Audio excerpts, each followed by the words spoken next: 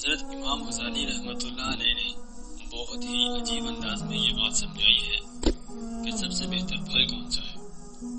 رکیے، یہ Islamic channel ہے اور اس پہ اسلامک واقعہ ہی ملے گا، کوئی پھلوں کے متعلق نہیں۔ بات سمجھنے والی ہے اور قابل غور ہے۔ بسم اللہ الرحمن الرحیم۔ السلام علیکم۔ سب سے بہتر پھل، امام غزالی رحمۃ اللہ علیہ نے ایک عجیب انداز سے یہ بات سمجھائی ہے۔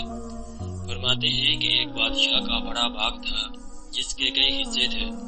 اس نے ایک آدمی کو بلایا اور اس کے ہاتھ میں ایک ٹوکری تھما دی اور کہا کہ میرے باغ میں داخل ہو جاؤ اور بہترین پھلوں سے ٹوکری بھر کر لاؤ، بڑا انعام ملے گا، مگر شرط یہ ہے کہ جب اندر سے گزر کر آ جاؤ تو تمہیں دوبارہ واپس جانے کی اجازت نہیں ہوگی۔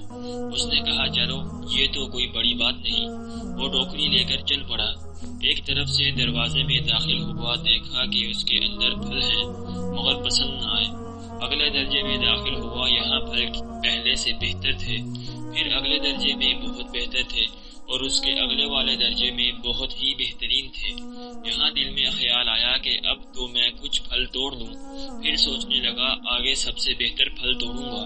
جب اگلے اور آخری درجے میں داخل ہوا تو کیا دیکھتا ہے کہ وہاں پر تو کسی بھی درخت پر پھل نہیں ہے۔ افسوس کرنے لگا کہ اے کاش میں نے پہلے درجے سے پھل توڑے ہوتے تو آج میری ٹوکری خالی نہ ہوتی۔ اب میں بادشاہ کو کیا منہ دکھاؤں گا؟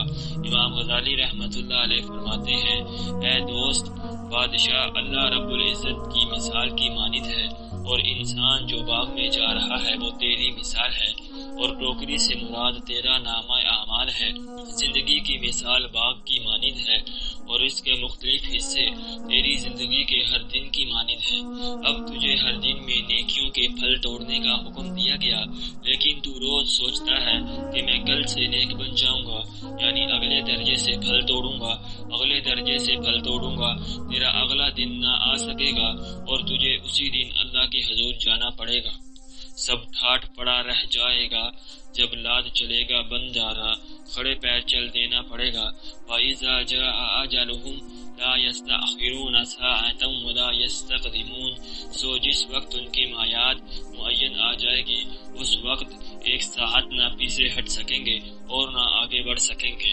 امام غزالی رحمۃ اللہ علیہ نے یہ واقعہ کو بہت ہی عجیب انداز اور بہت ہی بہترین انداز سے سمجھانے کی کوشش کی ہے کہ آج ہمارے اندر ایک بات بہت ہی عام پائی جاتی ہے، جس میں ہم روزانہ کہتے ہیں کہ آج نماز نہیں پڑھتے، کل کو پڑھ لوں گا، یا کل جب آتی ہے تو ہم اس سے اگلے دن کے لیے نماز پڑھتے ہیں، اور ہمیں یہ جانتے بھی ہیں کہ ہماری موت کا کوئی وقت معین نہیں ہے۔